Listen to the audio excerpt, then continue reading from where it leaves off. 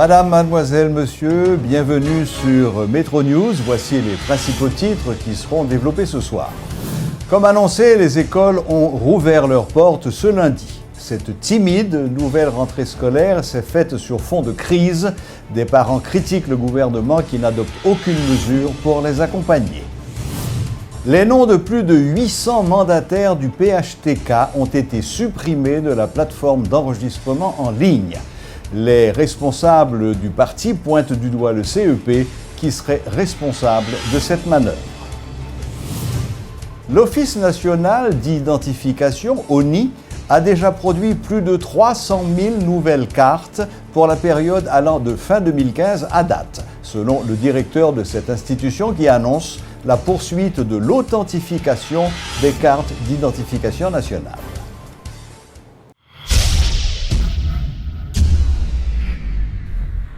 Les écoliers haïtiens étaient censés reprendre le chemin de l'école ce lundi 5 septembre à l'occasion de la rentrée des classes. Les statistiques pour cette première journée ne sont pas encore disponibles, mais les écoliers n'étaient pas trop nombreux dans les tap-tap et sur les trottoirs de Carrefour, Port-au-Prince, Delma, Pétionville, Tabar et ailleurs. Toutefois, des parents et membres de syndicats enseignants ont fait valoir que la majorité des élèves ne sont pas en mesure de se rendre dans les écoles. Ils avaient, lors d'un sit-in devant le Palais national vendredi, appelé au report de la rentrée scolaire. Ils dénoncent la passivité du gouvernement qui n'a adopté aucune disposition pour apporter une assistance aux parents. Les leaders des syndicats exigent le paiement des arriérés de salaire et l'octroi de subventions réelles sur les manuels scolaires. Le président provisoire Jocelyn Privert, pour sa part, était à l'école de la République des États-Unis où il a donné le coup d'envoi officiel de cette nouvelle année scolaire. Julie Archil et Paul Léel étaient sur place. Suivez leur reportage. Le ministère de l'Éducation nationale et de la formation professionnelle, avec l'appui des plus hautes autorités de l'État, entend accompagner les familles pour la rentrée scolaire 2016-2017. Lors de ce lancement de la rentrée académique ce lundi 5 septembre, le président de la République, Jocelyn Privert, a appelé les acteurs du système éducatif, les parents et les élèves à travailler ensemble afin d'améliorer l'éducation en Haïti. Chapeau bas pour nos parents, chapeau bas pour nos mamans et papa qui fait un pile sacrifice. Tant pour maman Pam, qui te permet de l'éducation, qui te arriver côté nier aujourd'hui. Merci en pile pour toute l'autre maman et papa qui mettent main pour ouvrir porte l'école pour petit et devancer puis devant. Le ministre de l'Éducation, pour sa part, s'est réjoui de voir les élèves défiler ce matin dans les rues à l'occasion de cette rentrée scolaire. Toutefois, M. Jean Beauvois-Dorson a dit regretter le retard du programme de subvention et de dotation de l'État haïtien cette année. Chères enseignantes, chers enseignants, j'ai une pensée spéciale pour vous en cette occasion. Votre dévouement professionnel à la cause d'une éducation de qualité accessible à tous les enfants mérite une reconnaissance publique. C'est à travers votre travail accompli avec opiniâtreté que les politiques publiques éducatives produisent les résultats attendus. Parallèlement au lancement de la rentrée scolaire, le ministère de l'Éducation nationale et de la formation professionnelle, de concert avec l'ambassade de Suisse, a procédé à l'inauguration de l'École nationale République des États-Unis, détruite par le tremblement de terre du 12 janvier 2010. Jean Ricéan a lancé sa campagne dans la Grand'Anse le week-end dernier.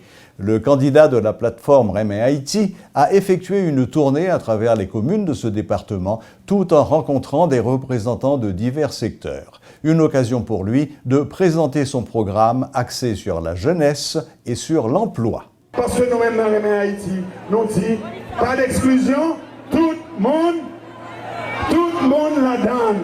Tout le monde la donne. Mais ce travail, ça, nous-mêmes, nous allons faire tête, nous, pour nous rassembler tout petit pays. Nous ne pas quitter petit pays dehors. Nous ne pas faire exclusion, quel que soit notre parti politique, quelle que soit couleur politique, nous ne pas quitter dehors. Nous prenons tout le monde mettre ensemble parce que nous tous ces petits Haïti, nous tous sauver Haïti ensemble.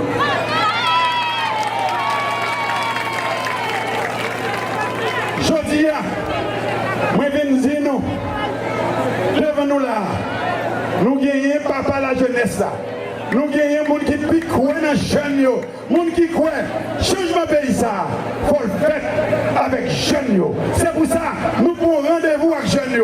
Nous dit, nous prenons le travail pour que d'ici 5 ans, nous allons faire au pouvoir, nous mettons 1 million de jeunes ensemble qui peuvent communiquer, qui peuvent faire passer message pour citoyenneté, message développement, message travail, message pour que Haïti sorte dans la situation liée.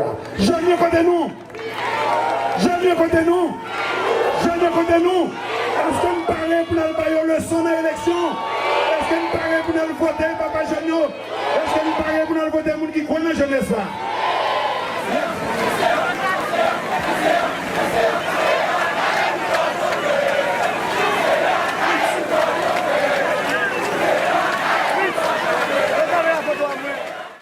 Le parti haïtien Tête Calais, PHTK, demande au CEP de régulariser le statut de plus de 800 de ses mandataires supprimés sur la plateforme d'enregistrement des mandataires en ligne.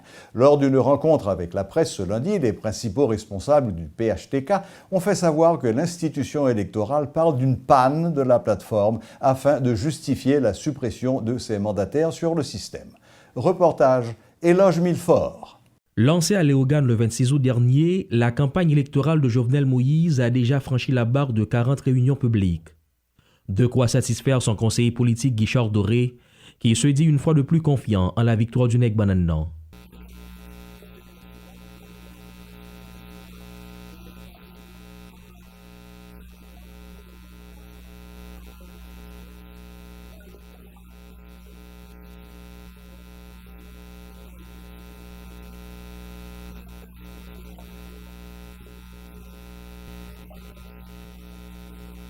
Mais tandis que la campagne électorale progresse pour Jovenel Moïse, son parti, le PHTK, exprime de sérieuses préoccupations quant au processus électoral. Elles concernent notamment le processus d'enregistrement de mandataires. À en croire Reynald Lubéris et Rudy Erivo, respectivement conseillers politiques et porte-parole du PHTK, le parti se fait des soucis. Ainsi exige-t-il du CEP la réintégration dans le système de plusieurs dizaines de ses mandataires, dont les noms ont été paradoxalement supprimés. Journée qui était 30 août là, PHTK a fini enregistré une quantité mandataire et comme par hasard, ils disent que le système il crash, donc il est tombé.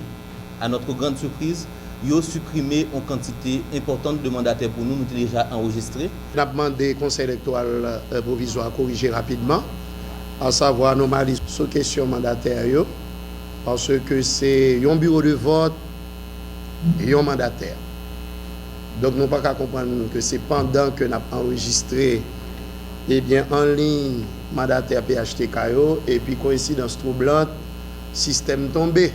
Même cas de figure pour ce qui est de certaines mesures récemment prises par le Conseil électoral. À ce stade, le porte-parole du parti haïtien Tête Calais évoque entre autres l'éviction de la course de sa candidate à la députation pour la circonscription Campagne-Maniche, l'ancien député Ogline Pierre. Rudy Erivo en appelle à l'impartialité du CEP. Je vais tout profiter de lancer message ça. By CEP. Ou une élection capable faire 9 octobre pour président paysan. Il y a une majorité dans le moment ça qui est déterminée pour le capable faire choix de Nèg Banana pour prendre en main destin paysan. Pas prendre chance de changer ça. Alors que les élections ne sont que dans un mois, les hostilités semblent déjà sur le point de se déclencher. Le parti Combit pour reconstruire Haïti, Corée, se retire de la plateforme Vérité, selon le coordonnateur général de cette structure, Esdras Cadet. Le dirigeant du Corée annonce officiellement que son parti endosse la candidature de Jovenel Moïse.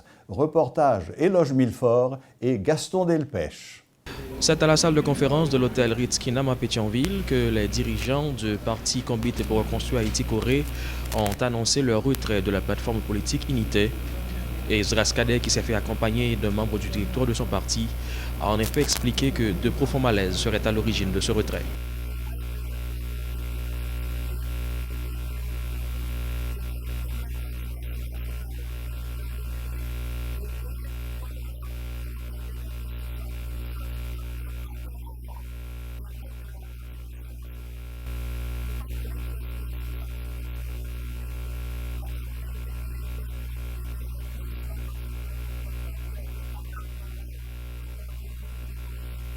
Bien plus que ce malaise, la décision de la plateforme Vérité de soutenir la candidature à la présidence de Jude Célestin a sérieusement compromis la relation déjà fragile qu'entretenaient Corée et Vérité. Le coordonnateur du parti, dont l'emblème est une colombe, désapprouve ce choix, vu qu'il n'a pas été fait sur une base consensuelle. Fort de cela, Esdras Cadet veut lancer un avertissement aux candidats de Vérité et de la Paix.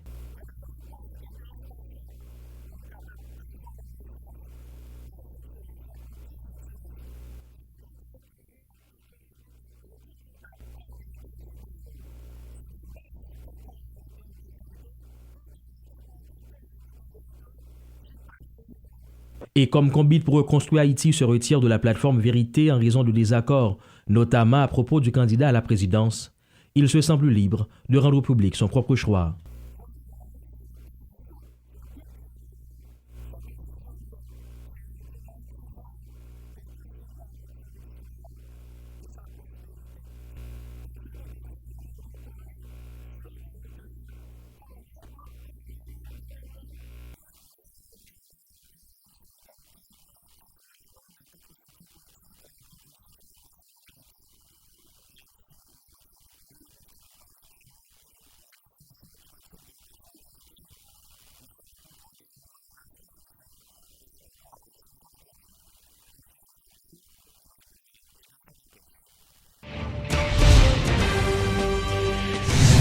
Plus de 300 000 nouvelles cartes ont été produites par l'Office national d'identification ONI pour la période allant de fin 2015 à date. C'est ce qu'a annoncé ce lundi le directeur de l'institution, Wilson Fièvre. L'institution se donne jusqu'au 22 septembre pour livrer aux bénéficiaires les 376 000 nouvelles cartes d'identification. Par ailleurs, M. Fièvre a fait remarquer que le processus d'authentification des cartes se poursuit normalement.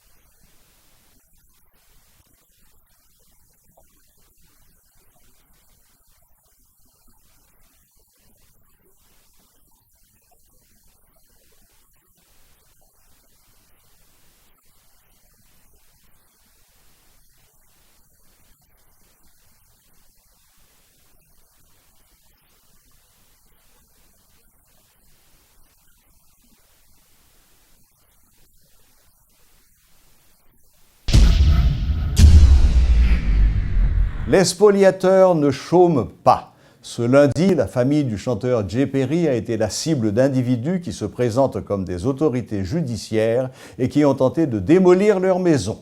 Les victimes ont crié au scandale. Elles invitent les autorités concernées à prendre des mesures nécessaires afin de freiner cette pratique. Davidson et Guitry Choisy se sont rendus sur place. Suivez leur reportage.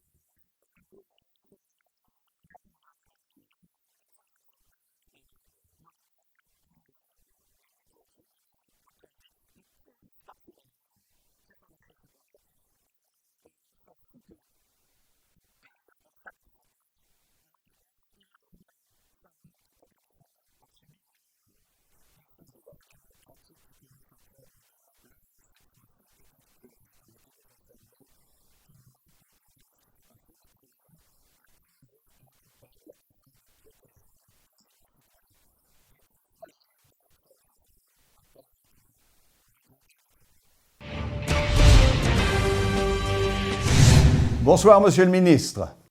Bonsoir Serge, je salue toutes les téléspectatrices et tous les téléspectateurs de Metro News. C'est un plaisir pour moi d'être avec vous. Et c'est un plaisir pour nous de vous avoir. Monsieur le ministre, après la Sanoto, après le ministère de la Santé, c'est aujourd'hui le tour de la résidence privée de la famille du chanteur Johnny Perry, Jay Perry à Pellerin 3, qui a été victime d'une attaque. C'est toujours le même scénario, des gens cagoulés, accompagnés de voitures de police et d'un juge de paix, se présentent et soit veulent déguerpir les gens ou écraser leur demeure.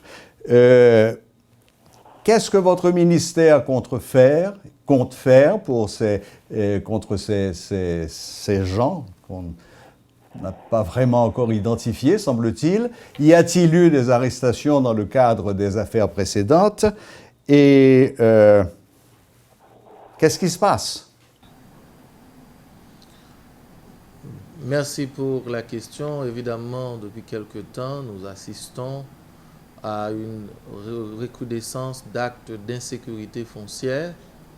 Et évidemment, il y a eu les récents cas de Sanoto, comme vous avez parlé. Mais nous ne voulons pas nous attarder sur un cas en particulier. Nous voulons, au niveau du ministère, regarder de manière générale et si les principes de droit ont été respectés, notamment le principe de contradiction, le principe de publicité, le respect des délais en matière d'exécution de jugement. Et tout ceci fait partie d'une vaste réflexion que nous entamons au ministère de la Justice et de la Sécurité publique. Mais de notre côté, nous voulons aussi dire, et des instructions ont été passées à la PNH pour éviter à ce que des individus mal intentionnés, des gens encagoulés, ne viennent troubler la possession paisible des citoyens. Évidemment, nous ne pouvons pas nous immiscer dans les dossiers en cours, encore moins, nous ne pouvons pas faire obstacle à l'application d'une décision de justice. Mais pour autant, les décisions de justice doivent être, elles aussi, justes. C'est pour cette raison que nous avons signé une circulaire à l'endroit des commissaires du gouvernement pour leur demander de bien veiller à la fidélité des pièces constituant un jugement, par exemple, et regarder si le droit a été respecté, si la procédure a été respectée avant d'apposer l'exéquatur. Donc voilà, et comprenez aussi qu'il s'agit d'une accumulation d'affaires qui ont été mal gérées pendant fort longtemps.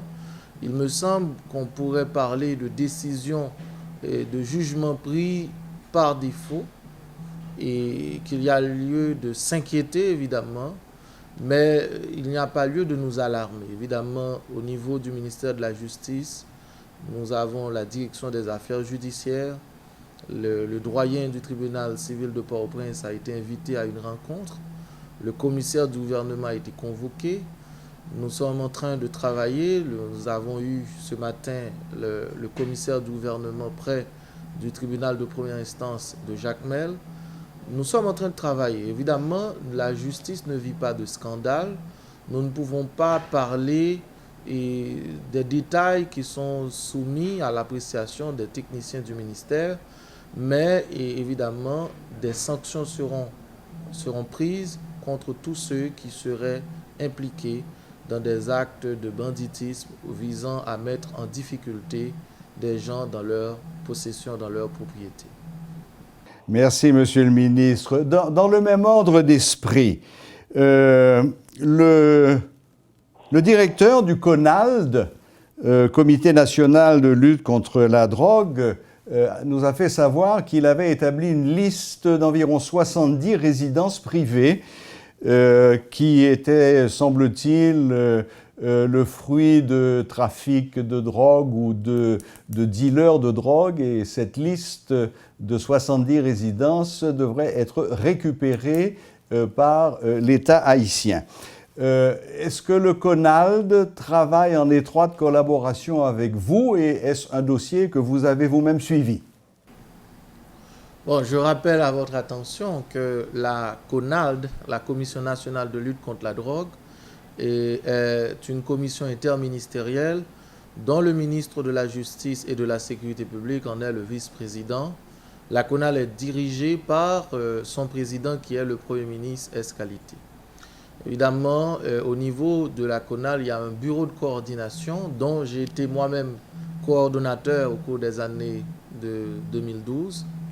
Au cours de l'année 2012, c'est une institution qui est là pour faciliter la récupération des biens ayant appartenu aux gens qui sont condamnés pour trafic illicite de stupéfiants et maintenant comme pour les crimes de blanchiment des avoirs. Et évidemment, le travail de cette commission est dirigé par rencontre périodique de la CONALD, par les membres de la CONALD, et un plan d'action est mis en œuvre par le coordonnateur. Et nous devons rappeler à toute la population qu'entre-temps, il y a eu un changement au niveau du bureau de coordination, il y a un nouveau coordonnateur, et en la personne d'Antoine Atouris. Et il y a aussi un ensemble de recommandations qui ont été faites pour apporter des mesures de redressement. Pourquoi? Parce que l'État ne peut pas se permettre de mettre des gens dans la précarité. Et pour veiller à la bonne qualité des actes posés par l'administration publique, il faut que l'État lui-même respecte les procédures qui sont tracées. Évidemment, récemment, au niveau du Conseil des ministres, nous avons adopté un arrêté et dans la stricte application de la loi du 11 novembre 2013 qui prévoit en son article 47 qu'il y a un arrêté qui viendra de tracer une nouvelle procédure dans le gel et des avoirs au niveau de la lutte anti-blanchiment. Toutes ces raisons nous portent à redéfinir et selon un manuel de procédure comment au niveau de la CONALD on doit s'y prendre et quand il s'agit d'intervenir sur des propriétés. Nous ne pouvons pas faire des erreurs dans les indications au niveau des immeubles pour ne pas commettre des situations ou des préjudices à l'endroit de la population. Donc voilà pourquoi un certain nombre de décisions ont été adoptées lors d'une rencontre de la CONALD pour éviter à ce que des gens qui sont des honnêtes citoyens vivant paisiblement dans leur demeure ne soient préjudiciés par des décisions qui soient tout à fait légères dans leur contenu et mal indiquées dans leurs orientations. Nous ne sommes pas indifférents, nous avons pris les dispositions de notre côté au niveau du ministère de la Justice et à la plus prochaine CONALD, nous allons proposer au Premier ministre et aux membres de la CONALD une résolution en vue de clarifier une fois pour toutes les procédures mises en œuvre par la CONALD pour la saisie et la confiscation des immeubles pour éviter que des gens ne soient victimes. Cependant, il faut rappeler aussi que les gens ils utilisent souvent des prête-noms pour faire des acquisitions d'immeubles. Voilà pourquoi la justice sera sévère contre non seulement les propriétaires réels, mais aussi ceux qui s'y prêtent dans des activités, dans des opérations de prête-nom en vue de favoriser l'accumulation de richesses illicites par des personnes ayant des relations douteuses avec le monde de la finance et de la criminalité internationale et transnationale. Voilà, c'est en substance ce qui est le contenu de notre action sur ce point bien précis. Merci pour ces éclaircissements, Monsieur le Ministre. Deux petites questions rapides pour terminer. Vous savez que depuis quelque temps, beaucoup de nos routes nationales sont périodiquement bloquées par des manifestations, soit de partisans de tel ou tel parti, soit de gangs qui bloquent la route. Cela a beaucoup gêné en particulier tous les hôtels de la côte des Arcadins. Est-ce que vous-même et les autorités policières vous êtes penchés sur cette question et que comptez-vous faire pour mettre un terme à ces désordres? Tout d'abord, je veux offrir ma solidarité à l'ensemble des hôteliers longeant la route et la côte des Arcadins. C'est dommage que des individus mal intentionnés aient pensé à troubler la paix et la sécurité momentanément. En revanche, nous avons pris des mesures énergiques pour éviter que cela se reproduise.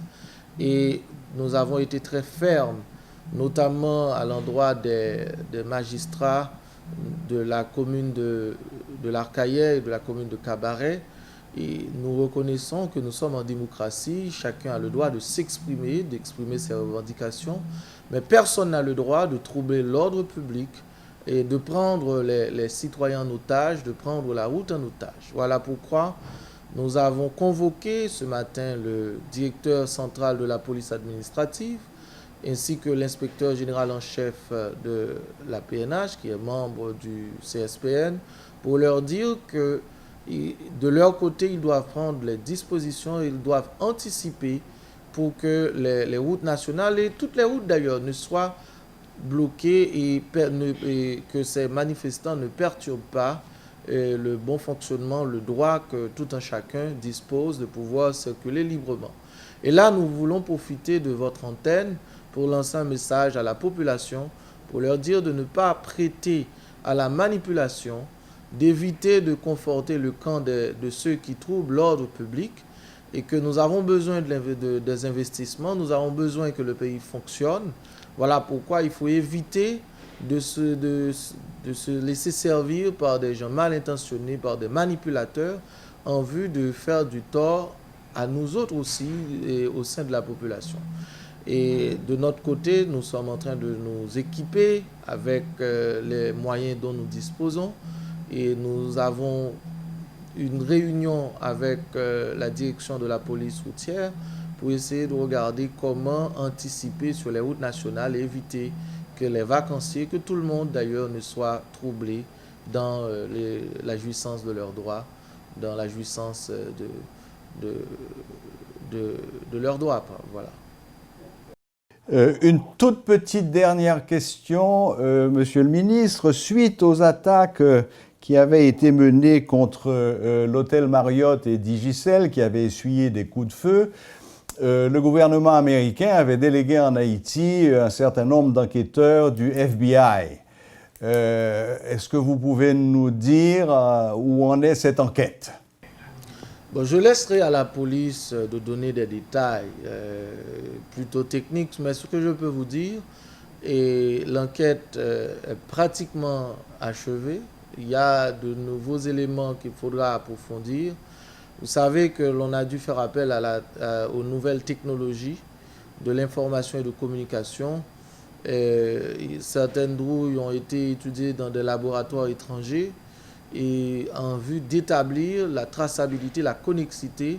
Il y a même des portraits robots qui sont disponibles, qui sont en train d'être étudiés. Donc je ne vais pas donner plus de détails, mais la garantie que je vous donne, comme dans la plupart des enquêtes qui sont arrivées à des conclusions pour le dénouement de ces cas-là, cette enquête va être est aboutie et les résultats seront connus. Et je vous donne la garantie que ceux qui sont les auteurs intellectuels, de même que les exécutants, ils seront poursuivis, ils seront jugés par devant la justice haïtienne. Monsieur le ministre, merci infiniment de nous avoir consacré une bonne partie de votre temps ce soir. J'espère que nous aurons l'occasion de nous revoir pour aller un petit peu plus loin et voir comment ces différents dossiers évoluent. Encore une fois, merci de votre temps et bonne soirée. Ce sera toujours avec plaisir que je répondrai à vos invitations, Serge, et salutations à toutes les téléspectatrices et téléspectateurs de Metro News. Merci beaucoup. Merci. Une nouvelle commission présidentielle a été installée ce lundi par le ministre de la Justice. C'est celle de la détention préventive prolongée. Cette structure, composée de 9 membres, aura pour mission de travailler afin d'aider la justice à lutter contre la détention, contre cette pratique, en produisant des recommandations suite à des enquêtes de terrain.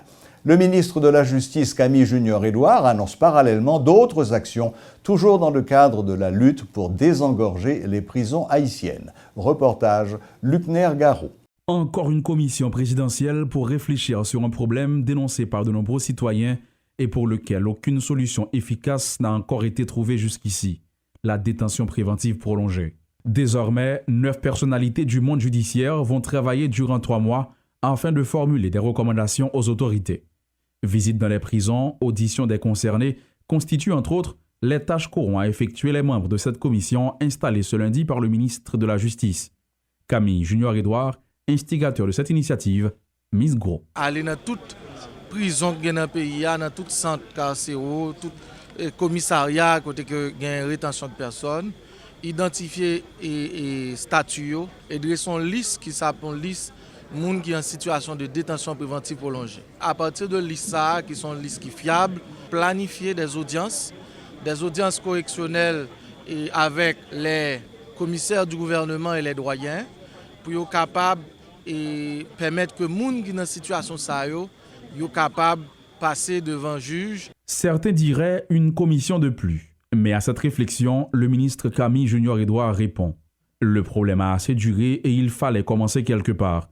Le ministre de la Justice veut que la mise en place de cette commission soit le début d'une série d'actions, notamment le vote de certaines lois importantes. C'est plus de 80% de monde qui est en situation de détention préventive prolongée.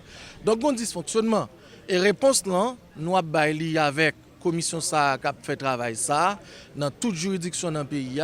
Mais en même temps, tout gagne des réponses structurelles. Pas oublier qu'au cours de cette semaine, nous avons acheminé un projet de loi de code pénal et projet de code de procédure pénale au niveau du Parlement.